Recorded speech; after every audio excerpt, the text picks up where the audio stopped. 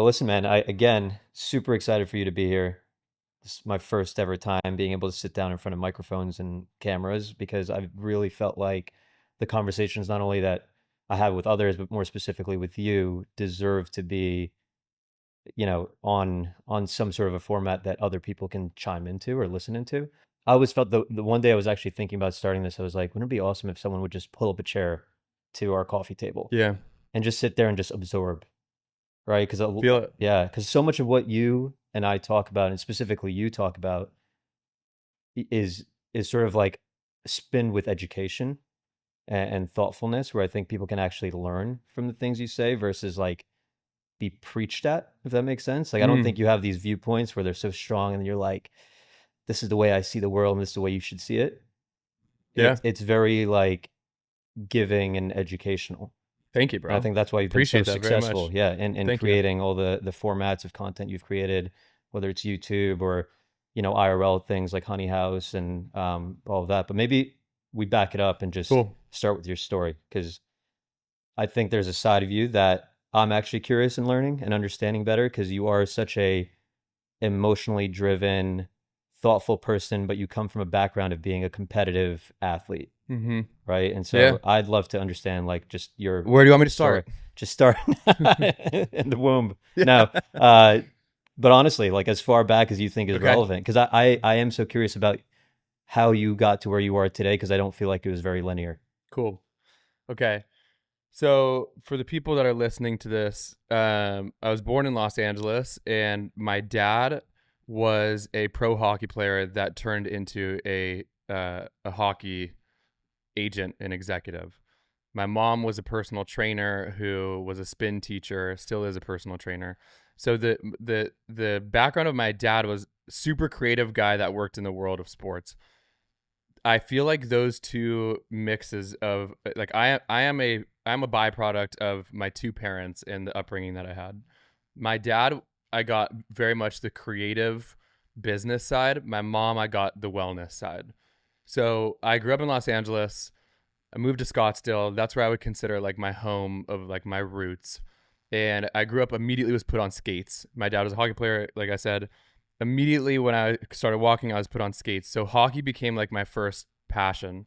And at a certain point, once we were in Arizona, hockey became limited because there wasn't good enough hockey in the state of Arizona. So you had to make a decision of where do you go to be able to play with the best players? Where do you go to like take the next step? And in Canada, there's a league called the WHL, which is like junior hockey. So a lot of kids that are the age of 15 to 20 that are in non-traditional hockey markets will leave home and will go and live with a what's called like a billet family, and go and play hockey, living with a random family. So at the age of 15, I moved away from my family in Arizona and I moved to Canada. I lived in Vancouver, and it literally is like this. You fly in, you go to the rink, you get your gear, you take your gear, you get an address from the team, you take a taxi, or if your family's with you, you drive to the house, you knock on the door, the random billet family opens the door, you shake their hand, you say, "I'm here to live with you for the year." There's no like there's no like pre vetting, there's no like none of that. So that for me was like a big transition period of my life of me like moving away from home. I have six brothers and sisters. I'm really close to all my siblings. So growing up with the mix of sports and the mix of creativity, and being really close to my family, moving away was like it was probably like one of the biggest impacts for me as a kid. Leaving family and like learning to be on my own. Now looking back at it, I look at it as such a beautiful experience and such a like foundational part of who I am today that like taught me to be a pro and taught me to like be an adult. But that also was something that was a big like I had to like relearn life after that because I didn't have the typical upbringing of a kid like playing going to high school and like having a group of friends that was consistent. So I moved away from home when I was 15, did 4 years in Canada, played hockey, did really well, was able to go and play professional from there. Played 5 years of pro hockey, in my 5 years of pro hockey, I was all throughout the minor leagues. I never made the NHL.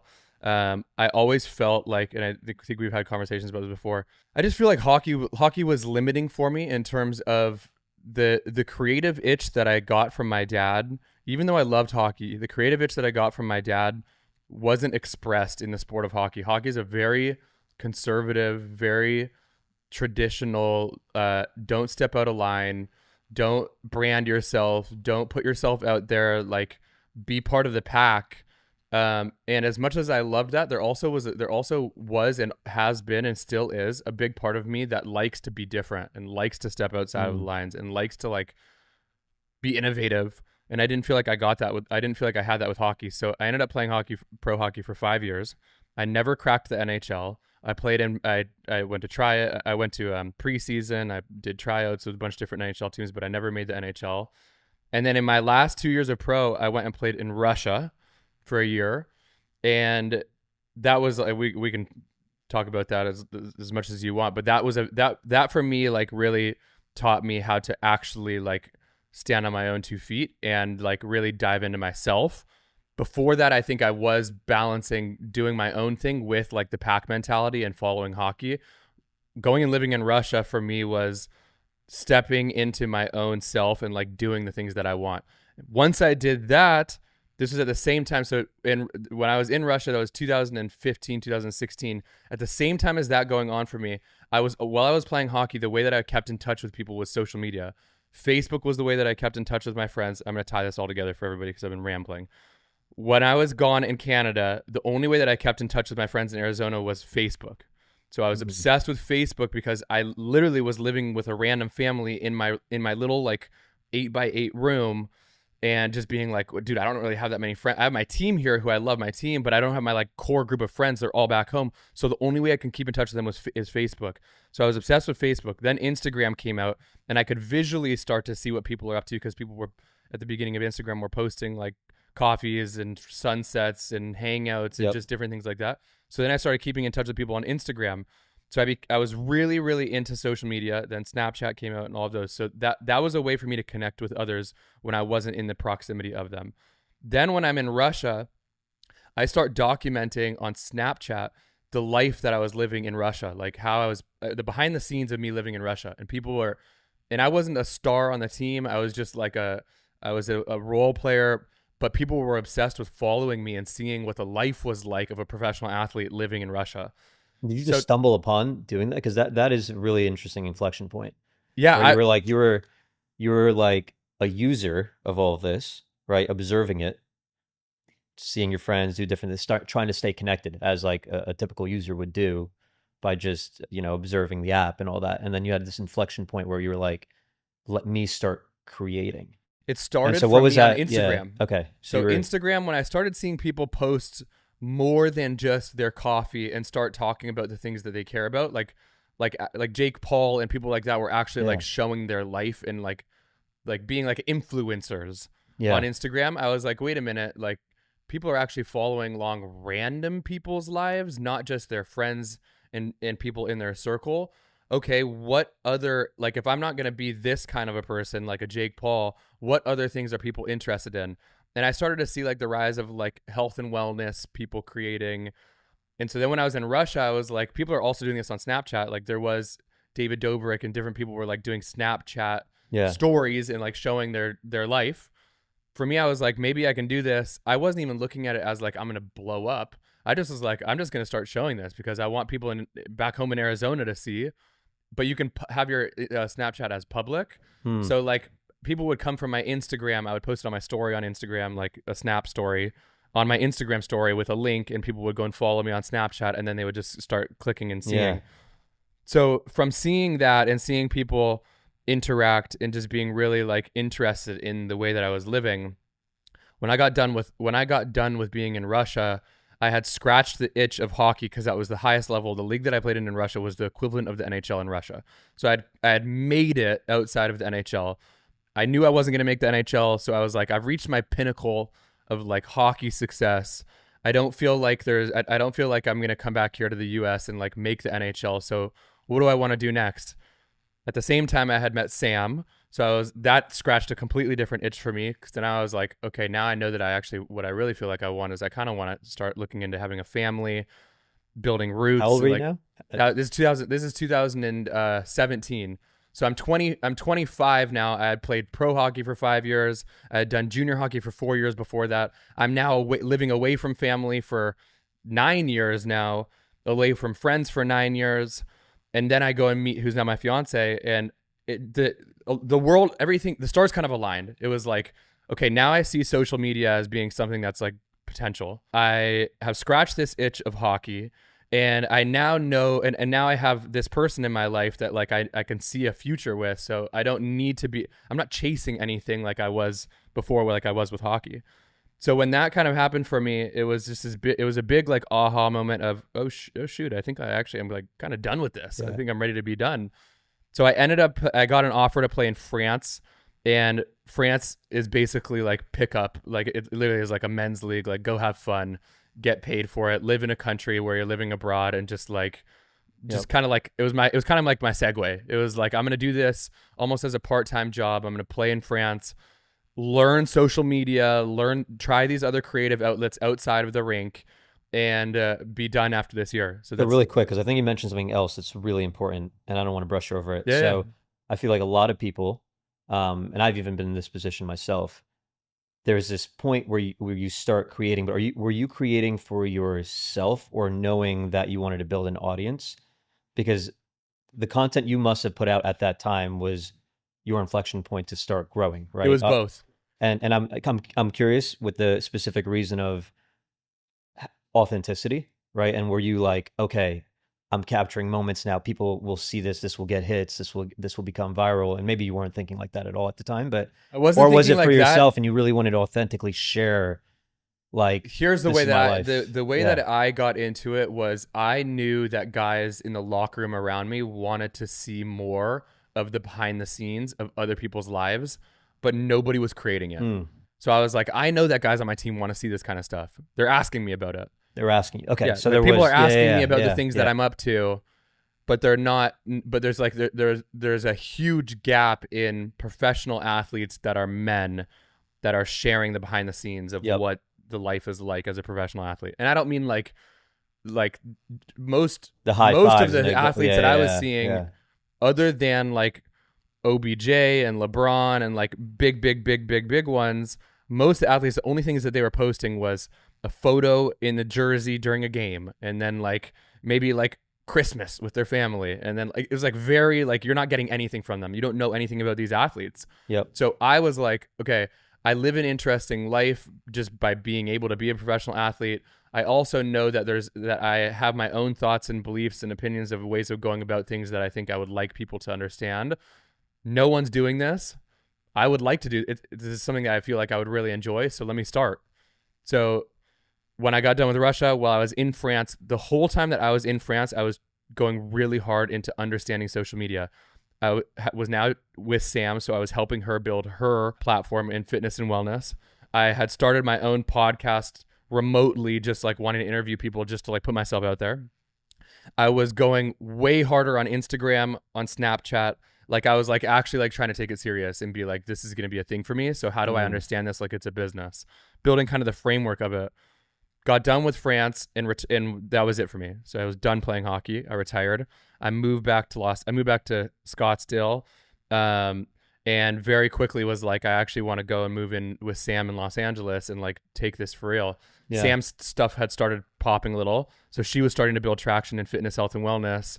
This is 2018 now. So I moved over to Los Angeles and was like, cool, I'm going to be done with hockey and I'm going to go all in on social media. How can I do that? What are the things that I want to talk about that I'm already doing in my life that people will follow along with? The only thing that was clear to me that I was doing on a day-to-day basis that I could share with the world was personal training. Like I loved workouts. I loved wellness. I was working out every day. I was still training like I was an athlete. I also needed to make money because I was retired from hockey now, had no money saved. So I was like, I need to do something. What can I do that kind of like fills all of the, like checks off all of these boxes? I can be a personal trainer. I can film my workouts. I can tell the people about what I'm eating, how I'm living my life, show clients as well, and it will build this kind of flywheel of like getting me new clients and building this audience and all that. So that's exactly what I did when I stopped playing. That's amazing. And so when you were that last point where you started doing the personal training videos, was there an intention behind those videos that got big? Was it like, hey, I'm teaching people, I'm showing people? Was there like a value creation in that? Or was For it just sure. literally just documenting and people found it like entertaining to watch you I just think it's work out, always I guess? I think I Yeah. always try to understand, whether it's from a selfless or selfish place. I always am trying to understand what would people actually enjoy to watch.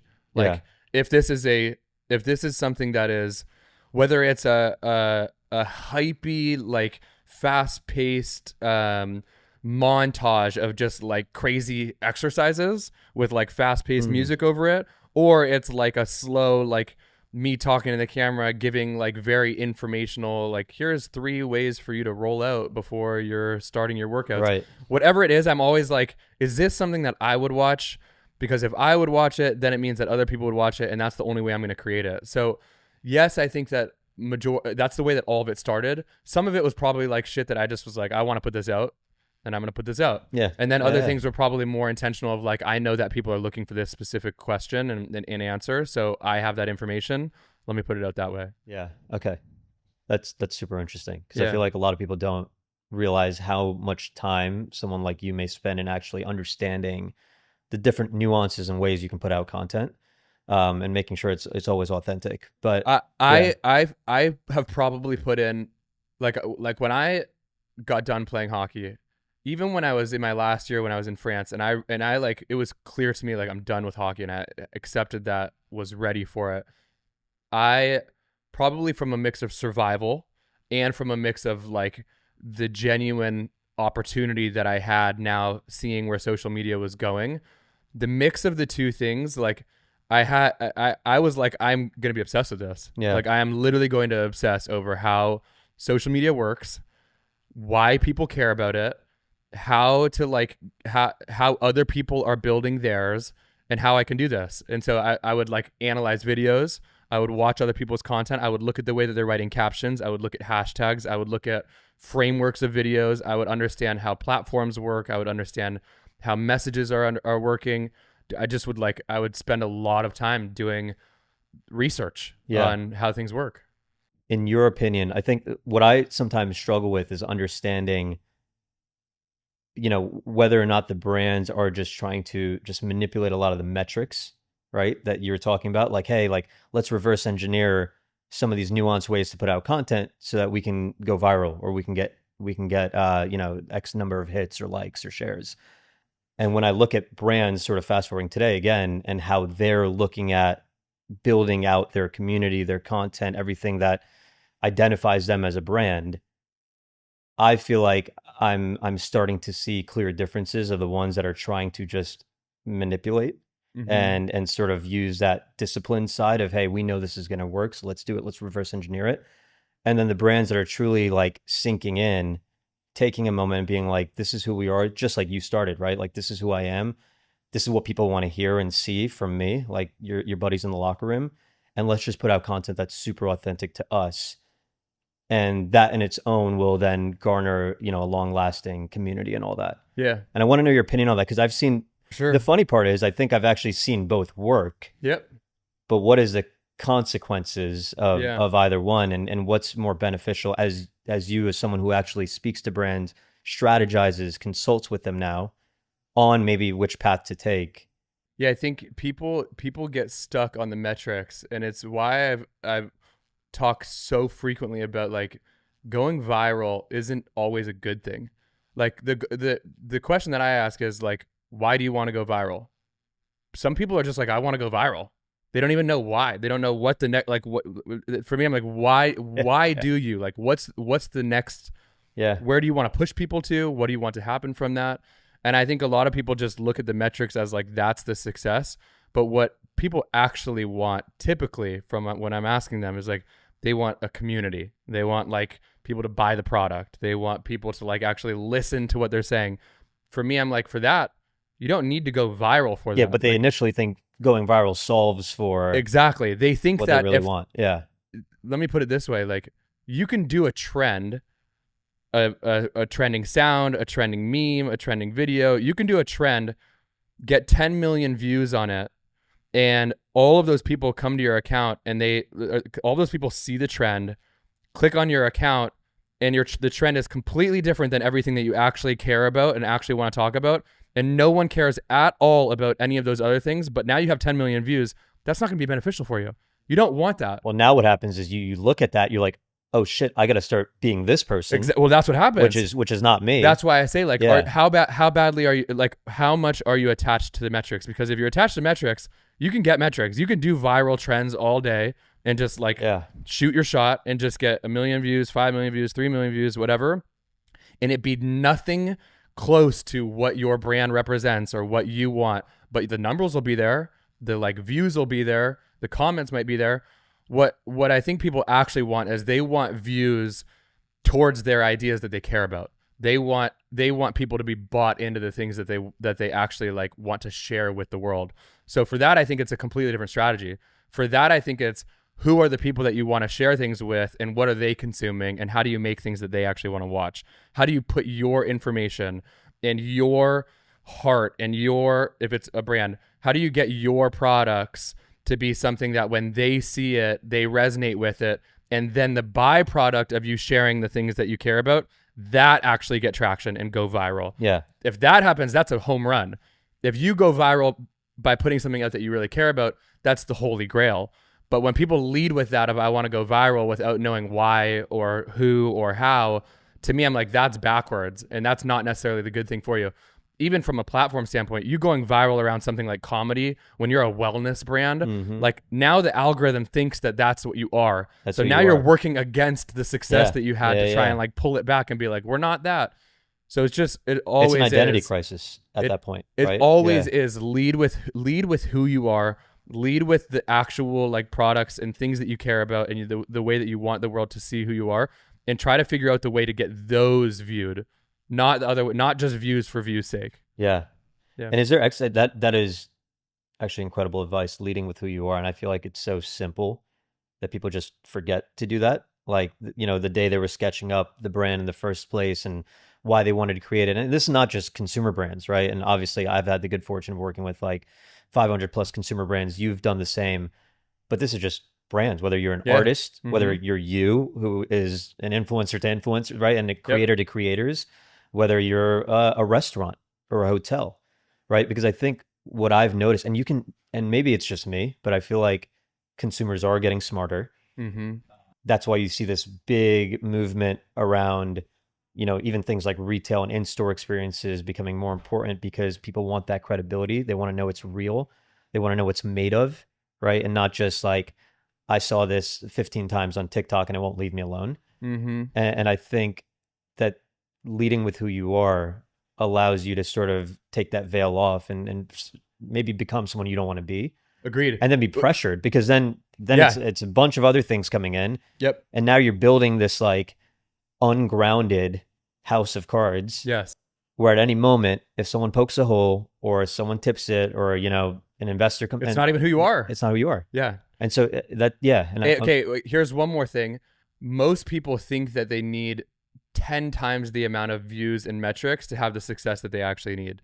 Like, I'll give you an example for me. Some of my videos that brought in the most company success were videos that had 7,000 views, 40 comments, but all 7,000 of those people were my exact target customer. So for me, I'm like, I would rather have a laser beam of 5,000 views than a bunch of fluff with 1 million. Even when I talk to creators and they're like, my video is only getting like 14,000 views. I'm like, 17,000 people is the Staples Center. You have 17,000 people sitting and actually being obsessed with what you're talking about. You are literally selling out the crypto.com arena in Los Angeles. People don't look at it that way. They're like, wait a minute, I need 1 million, or I need 100,000 or 500,000. I'm like, no, you don't. You need, rather than getting a ton of people that don't really care about it, get like a very small amount of people that are obsessed with it, and that's the 1,000 Yeah, true fans. That, if you ever heard of that book, I have that, not. No, but it's literally just like you need 1,000 people that are obsessed with you to yeah, build an enormous business. yeah, You get 1,000 people that are obsessed with you, that sign up, that buy your product, that show up, that tell other people. If you have 1,000 people that are obsessed with you, you will build an enormous business. That's always been my philosophy. I want to talk as if one person on the other side of the screen is going to be a diehard for me, and I'm totally. talking to that one person. And if there's only 70 of them that show up, but all 70 of them are diehards, I'm okay with that. I would rather have that than have a million people that are just scrolling and they watch it for a second, and they just scroll. Totally. To me, it And feels I way think better. what you're saying expands further than just customer, right? Like even in relationships with transactional third degree friends and do you want a stadium of 17,000 friends that Yeah, aren't really it's there for true. you, right? Or Yeah. do you want the five behind the stage that have been there since you started 10 years ago? And Mm-hmm. I think that concept, even when you think of restaurants, and actually I was just actually helping a friend book something in New York, and there's this restaurant called Lure Fish Bar that I love, and it's been an establishment there for I think now 20 years. And every time you go, you can just tell that they've never marketed them, they've never pushed themselves out to say, hey, come here, we're the best, like come, right? And instead they've been pulled, right? They've been asked to open up new locations in other places, Mm. not to start. Like the business plan wasn't let's go open up 500 restaurants and make sure we're like the best and the biggest. Yeah. uh it was more of a passion project, that that passion never left that center of gravity for that you know group, that hospitality group. And I think that's lend itself to your point of having a core customer base. It might not have been 1,000, but how many people it was very much so they were pulling them to say, hey, can you open more, can you open more, can you open more? And so I think that's a really unique pull versus push. And I think a lot of what people are doing now on Instagram and TikTok and whatever other formats are going to be out there, they're pushing versus allowing themselves to be pulled. Mm-hmm. And I think that mentality is very transactional of pushing. And I think the day someone sees a hole in your story, the whole thing falls, Yeah. right? And I think that's a really critical piece, I think, for brands. Then Well, dude, I mean, I think the reality is a lot of people start social media to try and get something from it rather than starting from a place of feeling full already. And I think the people that actually win on social media long term don't need anything from social. It's an add on to the life that they already have and the well being that they already have with themselves. And I think because of the barrier to entry and the opportunity of virality and business and traction, I think it's a very like enticing thing for people to jump into and be like, wait, I'm going to go and build something that then's going to show me how great I am because people are going to love it. And I think mm, when you get into that trap, you start doing things for those metrics because those metrics are the validation that you're yeah, legit at what you do. yeah, And it's an easy trap to fall into. Like it's literally the easiest trap to fall into because it's free. All you have to do is you have a phone, you can step into it at any time, and it's like you can generate attention in a way that you can't do it in a lot of real life. yeah, So a lot of people are jumping onto social, seeing other people. A lot of people are seeing other people have success on social. Then they're like, wait a minute, I want that success. I'm gonna go and I'm gonna do this, and now I'm gonna get the traction and prove it to myself. And I think that that's where people can kind of get lost in the sense of what is my strategy for this? It's really hard to be okay with talking to one person and one person caring about you when the way that you validate yourself is by having a a million people million care people about care you. about you. You know? So is social media, and then because that's really interesting, because that lends itself to ask, like, is social media really a distraction in the beginning, right? For a lot of brands, like, should they be? And that's actually a question that I'm curious about is if you are meeting a brand, right, and they do have that baseline of passion, they haven't created it just to solve for a white space or reverse engineer revenue or anything like that, but they're super passionate, the product's amazing.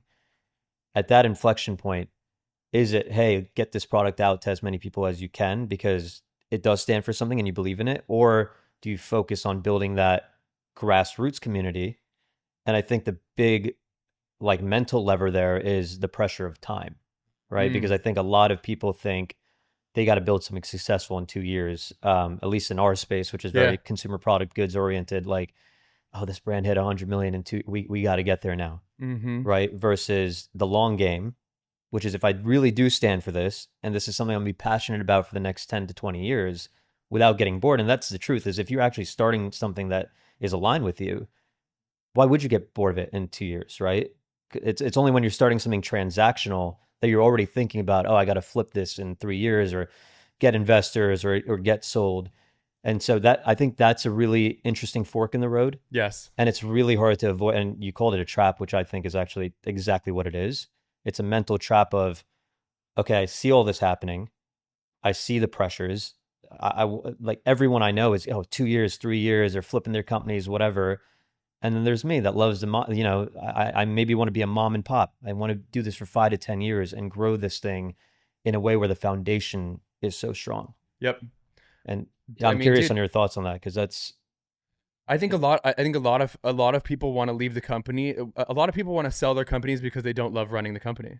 They don't actually love the company.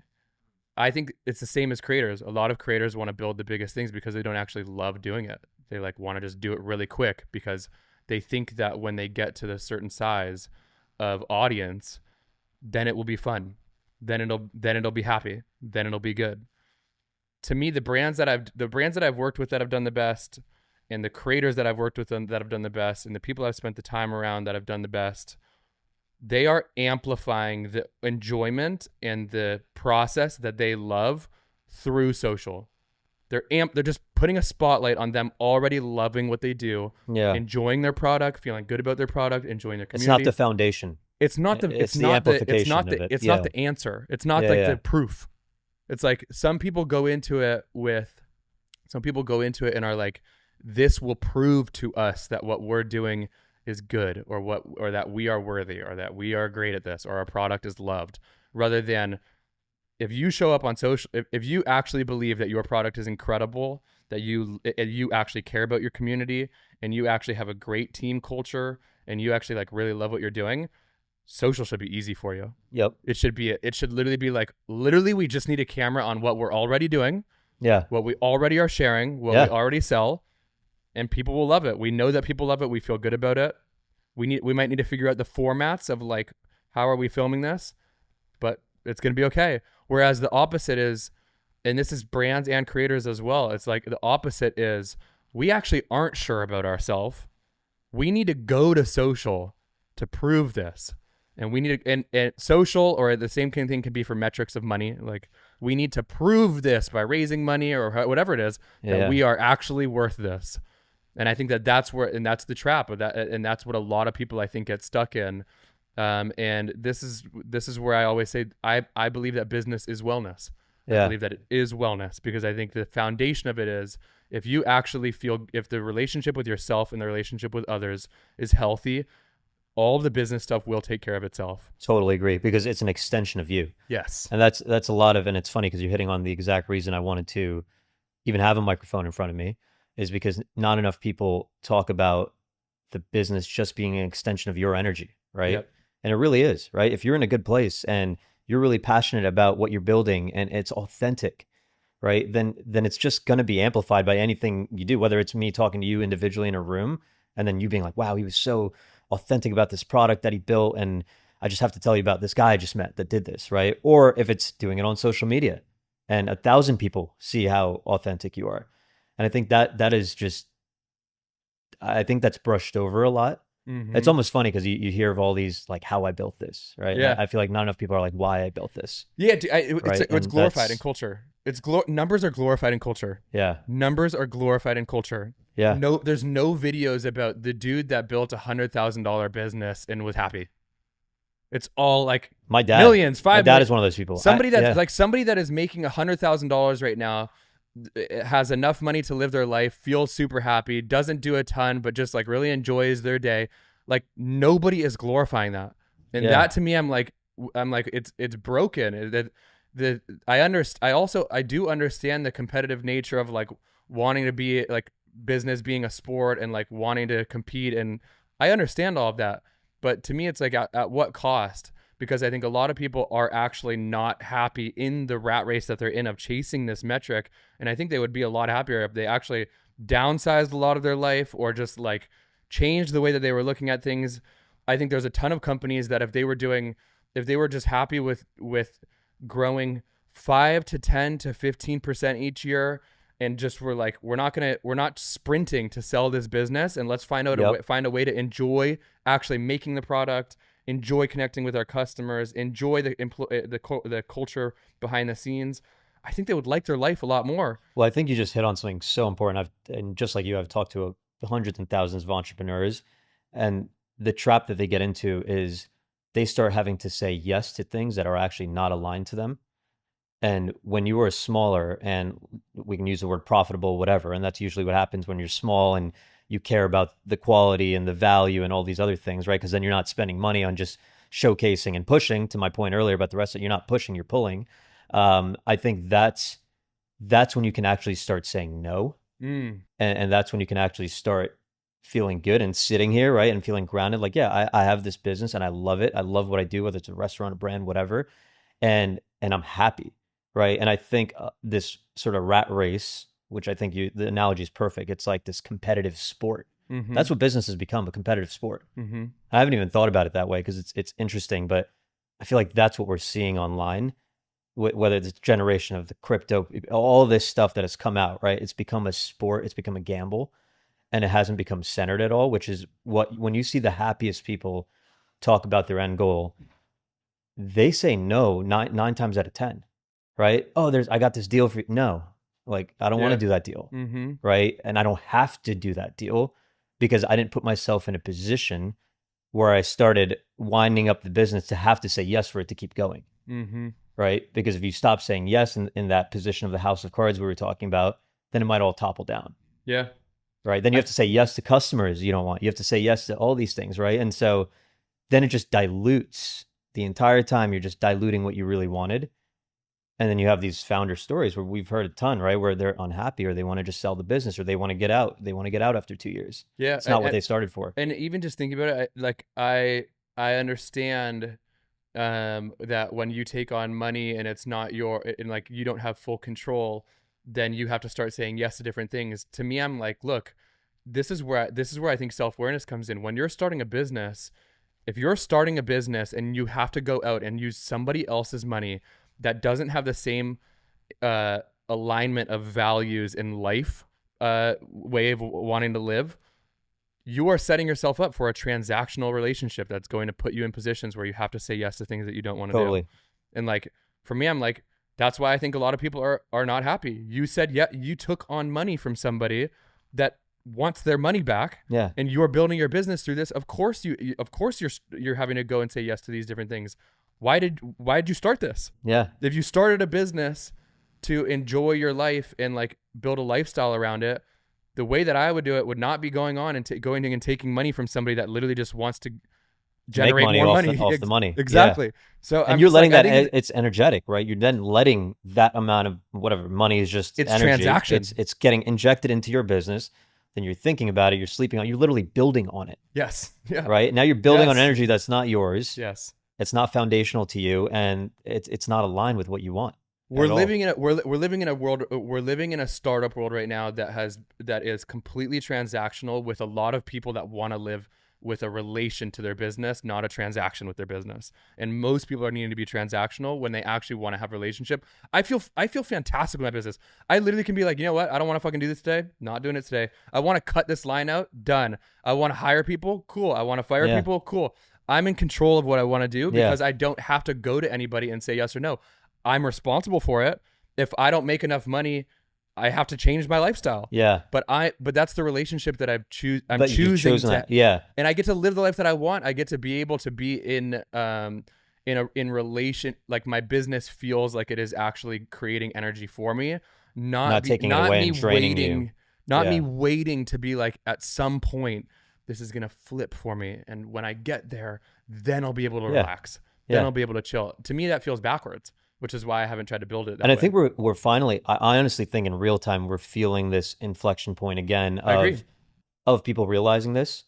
Because for the last, our generation specifically has been built on this mentality of like build and sell and all this stuff. And I think honestly, even the next generation cares less about that. They're more creative, in my opinion, than Yeah, us. I agree. A lot of that content is coming out of the younger generation. And listen, there's people that would probably disagree and say, oh, well, the goal of business is to make money and to capitalize on it.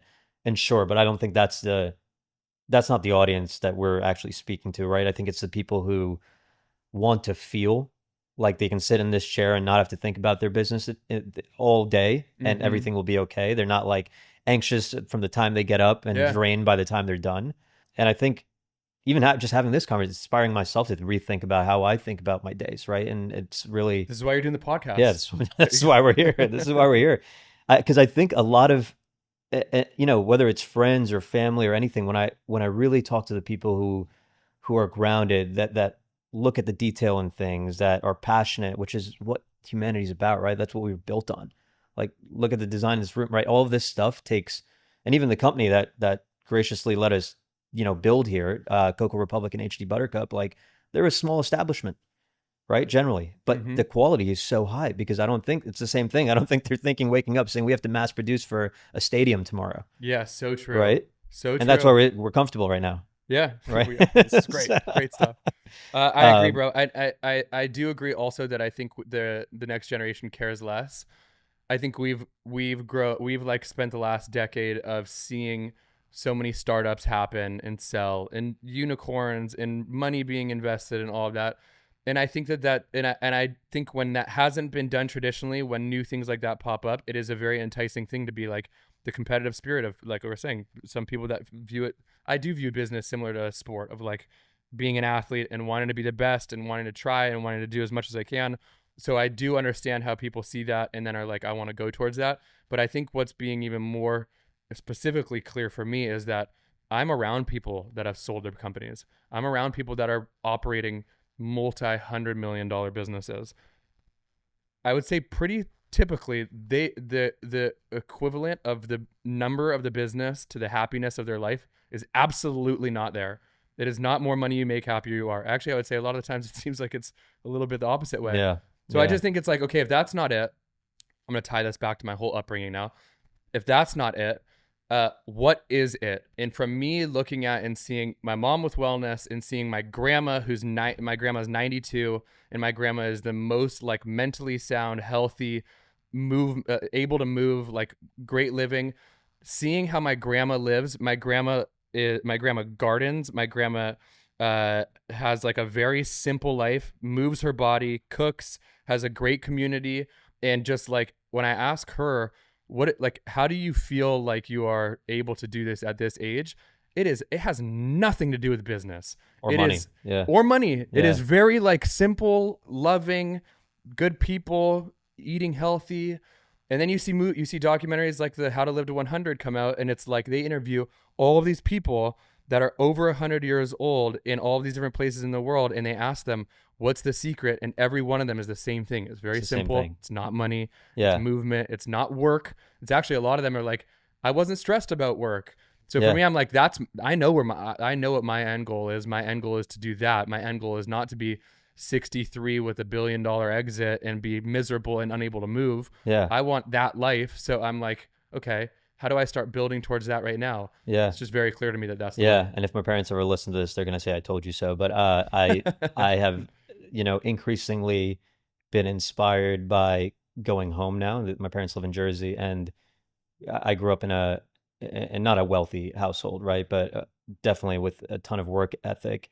And I think what I always love seeing about my parents is that they have leaned in on community, laughter, joy, all these things, right? And So they're cool. the types of people that will like notice when, like, I drive down a street in Jersey, I don't notice anything, right? Because I'm like sometimes even in my own head thinking about what's next, like what do we have to do next, and what are we building next, right? And all the things that I'm actually talking about moving away from, Mm-hmm. and they're actually noticing when a new tree is planted, right? And they have this presence that I think is undervalued Yep. until you no longer have it, and then you're ungrounded, right? Mm-hmm. And then I think that's when things start becoming more about what you were saying, like, oh, well, I just want to sell this business and I want to like get out of this and then just like go on an island, whatever. Yeah. Um, but listen, I think it's one of those things that's becoming more prevalent, of a thought process when, and I hope more people think about that when they start a brand, right? Without even before even you get to this fork of the road where you have to decide, do I want to be on social media? Like, why are you starting it, Yeah. right? Like, Well, let me ask you: is there not an opportunity for businesses to start and go to investors and say, "Look, we are not trying to build a company to exit it. We want to build a company that kicks off X amount of dollars each year. We're trying to run this for the next 20 to 30 years. We want to just keep a small business. And here's the percentage of the money that gets kicked off every year that we're going to give back to you. And that's it. And it's not going to be a 20x for you. It's going to be small. And like, this is just something that we want to do and enjoy it. Like, is there a world where that can happen? I think so. What have you seen recently, sort of putting the lens back on the insights that you have? Because you do, I feel like, even following you and, anyone else that's listening that does end up following you, I think you've been able to really understand the insights that are coming from social media and all these other sort of places where brands can go out and express themselves. What have you seen that maybe is applicable to this mentality of, okay, I'm a founder, I've already decided to build this business or brand or whatever, and I love what we're saying here about, hey, I don't want to feel anxious anymore. I want to just build this, and I want to build this successfully. Mm-hmm. And maybe I do want that life of building this over 10 years and being like grounded and not having to say yes to a million people. Mm-hmm. What are the different strategies that you see? And maybe you don't, but I'm curious, what are the different strategies that people are using now to maybe lean into this train of thought more? Yeah, the first thing would be like get really comfortable with yourself to where it does feel like this is not going to be the source of our validation. We know we're great and we just need to understand the platform to be able to amplify the message that we already know and the truth that we already know. If you come from that place, then the second thing for me would be like pick a platform that feels natural to you.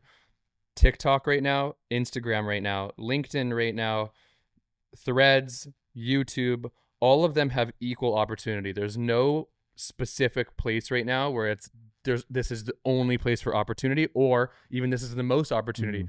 2 years ago, I would have said go all in on TikTok. Right now, everybody's attention is so fragmented that you can win on all of them. You can win on all of them and on any of them. So the first place that I have people start is like, what feels natural to you? Are you a writer? Do you like actually writing content? Then I would look at LinkedIn and Threads and X.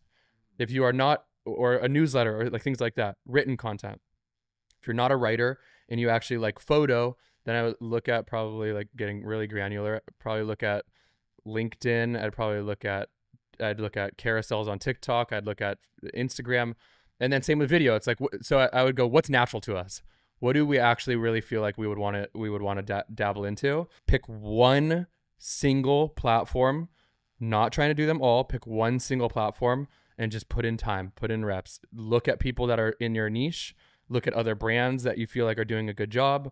Look at what people are asking in comment sections in your niche, and just try to like do the same way that you're doing market research for like coming out with a new product. Look at like what are other people consuming, and how do we feel like we can show up on this? Yeah, that's where I would start. that first one's really interesting. That sounds like a lot of therapy for some people. Yeah. Is this going to be what makes me me? Yeah. Is this business going to fulfill my self-worth? Yeah. I'm really actually curious on how many people take that step to understand that first point. Most don't. Most don't. Most don't. Yeah. Well, I'd say some people like genuinely are feeling really good about themselves and their product or their service or the content that they're about to make. Feel really good about themselves and just happen to step into content because other people have told them like you should do content. You'd be really good at content, whatever. Yeah. So they come from that place and they crush it. Other people are like, I want to do content so badly. I did it. I really feel like the people that do it the best have their own sense of worth before they go into it, because I literally made a video about this yesterday. Putting yourself out there is a very serious form of facing rejection. You're not facing rejection just from your close friends. You're facing rejection from the entire world. The stadium. Literally. Yeah. The whole world can Yep. see your content and see that you flopped and that it didn't work and that whatever your ideas and the reality is it has nothing to do with you as a person. It could literally be that you didn't write a caption that the algorithm picked up. But if you're looking at this as like, this is my source of validation, everything goes to proving that of like, oh shit, this didn't work because I suck and because my ideas aren't good. Yeah. So when you come with this place of like, I'm good, I love myself, I love my product, I love my brand, whatever, and then you're like, I'm going to go and put this out into the world. A lot of the times when you post something and it doesn't work, you just go, oh, that's just data. Oh, that's just the algorithm that it just did something didn't work in Mm. terms of the information that I put out there. Whether that was the video itself, the caption, the posting time, the hook, the hashtags, like all of Yeah. these little things could be the difference between getting 10,000 views and getting 50 views. Yeah. But when you're Well, I really, looking, first of all, I really like that because I think most people think of it more binary as like this audience, the world doesn't like me, yes, that or the world doesn't like my brand. yes, It's not working. yes. Instead of just taking it a layer deeper, saying, can I think about it as more of an algorithm, right? A conduit to the end person. That something in that conduit's not working, When I right? first start strategy with a brand, I say we can't judge ourselves in time until we post 90 videos. You can't look 90 90. videos. 90. We used to have a brand post 3 videos a day, every single Yeah. day for 30 days. So it'd be like at the end of the month, after 90 videos, if every single video has flopped and doesn't get any traction, Then the then we world can might say hate we you. suck. The world might hate you. Then we can say we suck. Yeah, yeah. But most Maybe people, maybe you should stop. yeah, Yeah, yeah. most people do it Yeah. after 3. They're Yeah. like, I posted 3, it got 7 views, 8 views, 2 views. We are the worst. Our product sucks. We got to go back to the drawing board. We got to cancel this whole series. Like, some people will build a whole thing like this and then be like, throw it out. And for me, I'm like, you literally could have been 5 videos away. You could have been 5 videos away. You also might have been 50 videos away. But like, if you're if this doesn't if the content isn't the place where you're like filling your cup up and you have that outside of there, then you Yeah. can just show up to it and be like, no matter what happens, we're going to just keep moving forward. Because if you do keep moving forward and you're willing to tinker and test and try different things, eventually you figure it out. There's not one person that I have worked with that has stuck with it for more than 3 months and has not figured it out. Every single person that has stuck with it and has been like, I'm going to keep testing. I'm going to keep trying things. I'm going to try a different series. I'm going to try a different hook. I'm going to try. After 3 months, if you stick with it and post every single day, you figure it out. Because it's not, if people are smart, bro, you can Yeah. see content that works and be like, okay, I can make something like this with my own information. It's not like rocket science. Most of the times, it literally is just the repetition. It's like personal training. Yeah. You go into Yeah, a yeah. gym, you're out of shape. You go into a gym, the first couple of days, weeks, months are going to be hard. If you stick with it and you eat healthy, your body will change. It's like that is a That is fact. it. Yeah. You will get healthier. It's the same thing with content. It's not an if, it's a when, if you're willing to put in the reps and do it. But most people, like I would say 95% of the people that quit on it don't quit because the content's not the right thing. They quit because they're looking at it as, this is my validation, and because it's not working right now, I suck and I can't sit with that feeling of it. And then that's why they leave. If you're in that position of you've hit a ceiling of maybe you have a writer's block, creative block, where do you think a company like that can go? Should they be scared? Maybe a better question is, should they be scared of coming back to the drawing board? No. Maybe they should go back to the drawing board. Yeah, I'll answer it for you. Yeah, I'd love to hear your thoughts on that, because I think I've actually talked to a lot of people like that recently where they need that spark, and I don't know. I'm going to talk about it from a content perspective. No matter how successful you are in your platform, in your content, you have to always be testing new things. Because even if something works for 6 months, 8 months, 12 months, and it's on fire, at some point it takes a dip. At some point things shift and it's less interesting and people don't view it the same way. And you have to go back to the drawing board to be creating. So a big part of like being successful in the world of social is always being willing to test, always being willing to go back to the drawing board and do new things.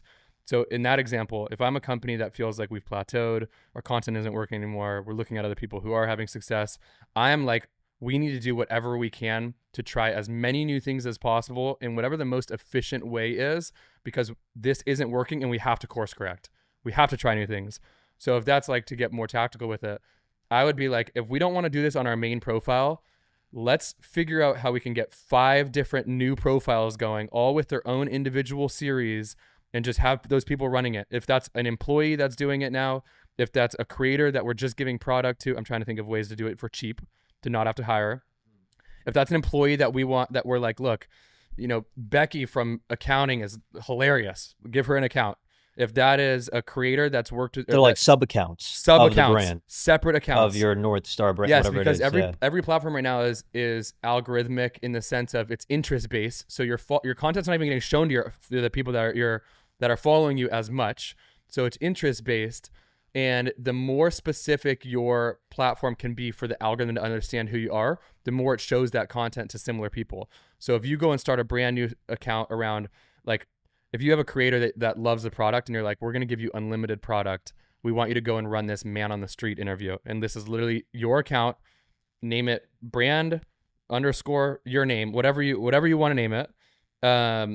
Do man on the street interviews and literally just run this account, press post as much as you want, and try and grow this. Separate one, Becky from accounting, you're hilarious, go make some trends. Yeah. You know, like literally I would come Yeah. up with 5 different ideas, and I would put them on separate accounts, and I would test them out until one of them works and see what ones work. Because when the long answer long is, when you plateau, you have to go and you have to try new things. You have to go try new things. Disrupt and innovate. You have Yeah. to. Yeah. Yeah. Yeah, that's interesting. I think the brands that are winning now, in my opinion, have either figured that strategy out of really diversifying their approach, right? Because that's what it is, right? You're saying we have this one brand and we're going to diversify, especially ones that already exist, right? More importantly, because before, if you're just getting started, I think it is Yep. important to focus on, honestly, the emotionality, the story, the why.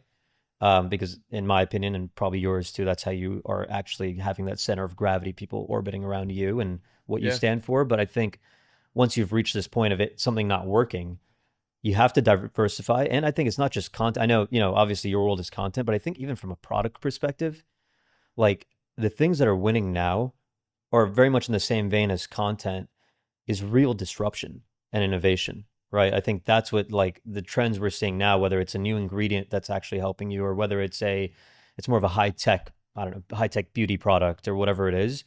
I think we've sort of we've gotten really, really concentrated on this sort of copycat. I mean, you go to Erewhon, we know what it looks like when you're Mm-hmm. talking about consumer product goods. I think there is this need, and maybe even like undervalued yearning for newness, and that doesn't exist right now, even on the product side. And I think that also complements exactly what you're saying of doing it on the content side.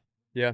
Because honestly, and maybe it's because of this whole thesis we've been talking about of this like sport of business, that people have forgotten to step back and innovate and disrupt and really build, because building something new in terms of a product or an offering is also really scary, Yeah. right? Because you have no guidelines, you have no template, you have no, Becky from accounting built this brand and I should copy her, Mm-hmm. right? Or I should get the same investor, or these guys have done it before.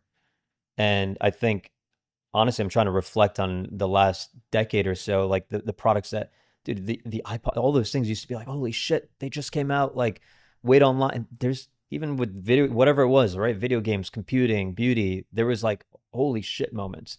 I'm not saying it doesn't happen anymore, Yeah. but I feel like there's just maybe a general observation is there's been a lack of that, right? A lack of like, wow, this came out. I can't believe humans created this or took the time to design this, or spent time knowing that this might not go anywhere, but it now exists. Yeah. I don't know if you feel that way, but I do. I I do. And I feel like with content, I mean, think about the way that we consume. When you're scrolling, the only way for a brand to have success is to get somebody to stop mm, scrolling and watch your video. So to do that, you have to be doing something that is unique in your own way, that is different than what other people are doing, that also incorporates the mission that you're trying to share. So that's when you're going to the drawing board. It is like, how do we put all of this together for somebody to actually want to watch this video that has our product in it? mm, That's the question that I would always ask myself. mm. What happens when there's just too many brands on the internet? I'm just so curious. Yeah, Like, you're in this space every day. Like, do you not feel it becoming harder? Uh, 1,000%. as For sure it's harder. It's harder, and it's also, I think, because it's harder, I think a lot of people won't end up doing it. So I think the people that actually, bro, I mean, this is the theme of this is like the validation and like having your own sense of it outside, because the people that will actually do it long term will be the people that aren't doing it for their source of validation, Yeah. because it's hard. And you're facing an uphill battle. It's not easy. You're going to have to reiterate. You're going to have to test new things. Like a lot of the people that I see having the most success are like, yeah, I do this and I just genuinely love it. I just genuinely enjoy it. I like videos that don't perform. I get to look at it. It gives me information for what to do better the next one. Yeah. Yeah. I feel like the root is the same in Yes. this entire it's like the why, Yeah. right? The Yeah. why. And it's not the how I built. And we've been so trained to just listen to, and listen, I actually do think, so I'm not, again, speaking down on a lot of the how to building successful businesses, because I think it's so critical and actually really informative once you, if your whys is there, and then you have the ability to test the how in multiple fashions and really accelerate your ability to grow. Like, I don't know, I'm shitty example, but like Tesla or whatever, right? Like, I Mm-hmm. think there was probably a strong why on disruption when that was started, and then you can get the right type of scale, right, and really impact the world. Yeah. Well, And it, I also think that's a great point because the theme of this is, yes, like the whole thing we've been going through, but I also will say I want to build a business that does really well. You yeah, do too. yeah, It's yeah, yeah, there's no it's not a knock to that. It's how are you able to do both? How are you able to actually enjoy the moment and like be able to live the life that you want, and then push that as far as you can to where you reach this number, to where you reach this of like, what's the max that my business can be doing while still enjoying and living the way that your yeah, parents and my yeah. grandparents and all of them are living, because I love the sport. Yeah. I love it. I do It's enjoy. fun. Exactly, Yeah, it is. But the there's like this. I have this almost like a graph of like stress versus business growth, and it's like there's like a crossing, and it's like yeah, when the stress goes too high, to me, I'm like, that's where I want to cap it. So what I want to do is like, I want to build whatever I can to that moment and be able to be like, cool, I've reached it. yeah. Here I am. This is the max that I can do while keeping my quality of life, and I'm happy with this. How do you measure stress? Checking in with my body, uh, uh, spending time with myself, checking in with my body, meditating, Yeah, therapy, conversations. I am very intuitive and very in tuned and very intuitive with my body and how I'm doing. yeah. It changed my life, meditating and all of that. That's Taking a awesome. second to stop. And I think, part of, again, part of magnetic and, what I want to express, it's been so critical to me, and hopefully it can be inspirational for others, is like this notion of going slow to go fast. And that's been this like mantra that I tell myself, because to your point, it's not at the expense of having fun and building. Like, I love building shit since I was a kid, right? Like, it was just tinkering and playing with and understanding, and that's the part of business that's actually can be very fun if you're saying yes to the correct things.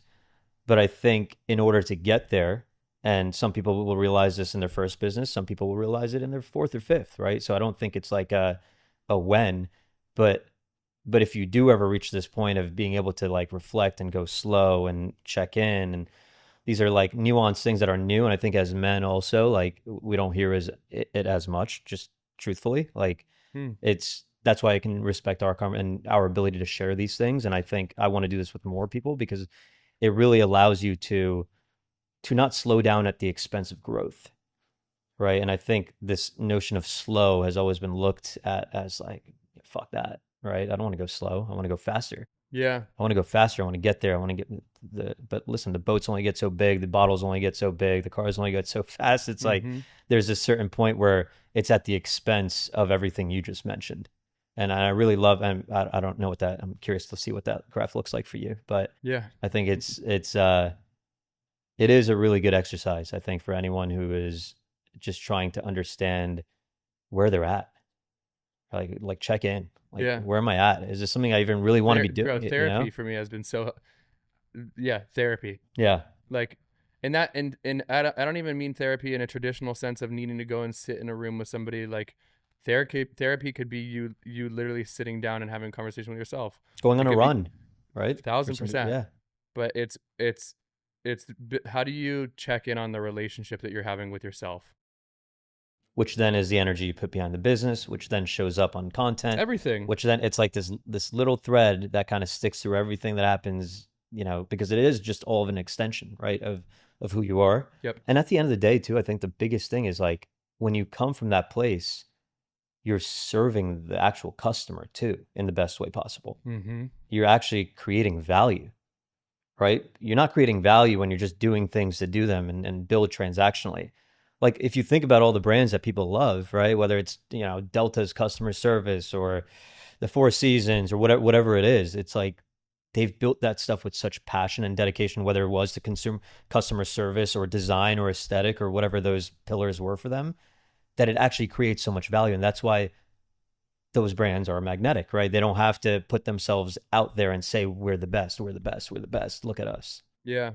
And that goes all the way back to, do you have to say that about yourself? Totally. Right? Like, are you going out there? Do you have to go out there every day and say, look at me, I'm the best, or validate me? I've been thinking about this lately, that it's hard to give. It's hard to give when you're in survival. And I think a lot of individuals, a lot of companies, a lot of creators are stuck in a place of survival by choices they've made or by circumstance. And I think that it all wraps into wellness. When you actually are in a place of genuine safety with yourself, you're able to give. It feels good to give. It feels like you can give. When you're in a place of survival, it's hard to give when you feel like a lion is chasing you. When you don't have enough for yourself. Exactly. Yeah, how can you give, So right? that's like just tying it back to what you were just saying of spending time with yourself and slowing down. Like I think that is giving to yourself, and that is like that allows you to feel safe and feel good and feel whole and feel all of those things that are like the root of all the success that we've been talking about. And when you're working yourself out of survival, allows you to come from that place of giving, which then I think you can build and you can grow and you can like do all the things that you want to do. Yeah, I think the biggest thing, and maybe I'm speaking from self-experience too in this journey, which I'm going through right now, right? I don't think these journeys are short term, they're very long term. I think people like you and I and probably the audience who are there, you're learning throughout your life. And I think the one phase that I've already gone through is this fear of being anxious, being in survival mode is actually what led you to be successful. Right. And then if you let go of that, if the lion stops chasing you, do you just become like unmotivated? Do you become, I don't know, I can't think of the analogy, but do you become that person that is no longer motivated or hustling or any of these things that we're so used to doing with the lion chasing us? Does it all go away? Interesting. Right. And I think that is maybe an unsaid fear for a lot of people of like, this is what built me. This is how I got this. This is like, and that's why you hear them preach. It's like, go, go, go. And you hear a lot of it's comes from a past generation too, right? Because I think they were built with fear and war and all this stuff where you had to keep going to achieve and sort of using that statement I mentioned earlier, you have to keep going fast. Yeah. Because if you slow down, the lion will get you, right? Yeah, so it's interesting because I've been through those places in life where I'm like, oh, well, wait, it's scary to slow because you're like, I'm not going to be the person that was so hungry. Do you love the person that you are when you're, and I'm not asking you this, now we're in therapy. Now we're in therapy. My question to the person that's asking that would be, do you love and feel good and enjoy the person that you are when you are being chased by the lion? Because some people, and this is there's not a good or bad answer. Some people genuinely love it. Like I have friends that absolutely love waking up and immediately jumping on the computer, answering emails, being in a state of fight or flight, and like they love it. And like whether that's them never having ever experienced anything other than it, or whether it's them having genuine passion for it, when I'm sitting with them, they're like, I love this. To me, I'm like, that's awesome. That's so cool. You'd know that, and that's what you want to do. Yeah. For me, I know that that's not what I enjoy. And so for me, I'm like, okay, I need to be in a different state because that's the way that I feel the best. So my question for that person would be like, if you actually love the feeling of a lion chasing you and like you enjoy keep running, do it. Yeah. Do it. Yeah. Do it. It's because then you're enjoying the whole process. Yes. And there probably is some people that have built enormous businesses with lions chasing them and they are stoked about it. and they absolutely love it. Yeah. And to me, I'm like, that's amazing, and I'm Yeah, yeah. genuinely happy for you. You know, The thing for me is if that's not the case, then you need to be honest with yourself and be like, look, I actually don't want this feeling anymore. I'm actually not enjoying this. And whatever is on the other side of it is going to be better than the way that it does feel when I am living in this. yeah, Okay, what else do people need to know? What yeah. else can I dive into?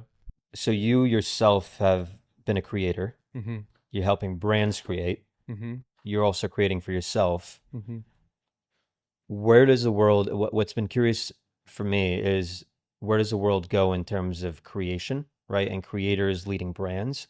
I feel like that's a really interesting topic to me because so many people look at brands and be like, oh, Creators leading brands like starting their own? yeah, like starting, and is there a world where that's where all the brands are stemmed from? Because creators are typically passionate about certain I things. actually think Yeah. I think what we're seeing right now with creator brands is the the act of being a creator who runs their own brand and starts their own product through their content is much harder than people realize, because the with all of the weight being dependent on the creator, I feel like it's a fast track to burnout if the creator is continually going to be running the whole thing. So what I think creator brands will do successfully is almost be like a spark at the beginning, but then the The spark of product, passion or whatever it yeah, a was. spark Yeah. of passion, a spark of an idea, even it could be something that like is aligned with their content. I actually think that it should be something that's aligned with their content. But at the initial thing, it's like a spark. Then what it ignites is the fact that the product is actually really good itself. The team is actually really good itself, and the community that they are serving with that product is actually something that is desirable. Like people are looking for it, and like it's Yeah. something that is serving a need for a community outside of just them being passionate about the creator. The creator should be the initial thing, and then after that, it should move into the same being looked at the same way as if it's a consumer brand that was started by a random founder that has no audience yet, and just like, how do we figure this out? Because I think the challenge that I've heard and seen from creators that have started consumer products is once they start it, they're excited about it, but then if they're the whole marketing after that, they're still focusing on all of their content, and their content is the product that they need to put out. Them having to then sell the actual product itself just becomes, it ends up becoming too overbearing. And I think a lot of them are going to get burned out, and it's not going to end up working, Yeah. especially if the product isn't great, the team isn't great, and the community that they're serving is only there Yeah. for them as the creator. So Yeah. I think it as a spark is the smart way. Um, and I think we'll see more of that. I do think that it's a smart way to, especially if it's aligned. But yeah, it needs to be able to stand on its own 2 feet after that. Do you think celebrities are bucketed into the same? No, because celebrities don't have loyal audience. If I look at a celebrity that has a loyal audience, I look at them as a creator. That's interesting. So Let me put it yeah, this way: yeah, I'm curious. Yeah, loyal go. audience around their content. Got it. Yeah. Brad Pitt has a loyal audience. Yeah, yeah, of course. Okay, Brad Pitt does not have an audience of people that are drinking botanicals. Yeah. You know, like that in his content. Yeah. In his. To me, I'm like, there's so many celebrity brands that I think don't make sense, because it's like the reason why I think creator brands work. You have a community that is following your content. Yeah. That when you launch the product to that community, they are already asking for something like that, and they're interested in it. The things that I don't think work is relying on a name, and like a name that has been around for a while, and coming up with a product just because there's a gap in a market that isn't tied to that name or that person at all. So there's I think celebrity brands are even harder, because you're not even relying on the community that you were relying on with the creator brand. It's like even more removed. You're just relying on literally just the history of that person's name and that person's identity. Yeah. So unless it's super aligned and the team is incredible, and you're coming in with a celebrity brand that's, you're an investor in the brand and you're just like part of it. It's not like you're launching it and it's like done through. It's not Brad's Botanicals. Exactly. I think I think the investor play is smart. I think that's good. I think it's good to have names around your brand. But I think if you're launching a product through an individual, it needs to be super aligned, and it needs to be like a first base play, and then base 2, 3, a home run. All is team, product, and separate community aside from this person. Yeah.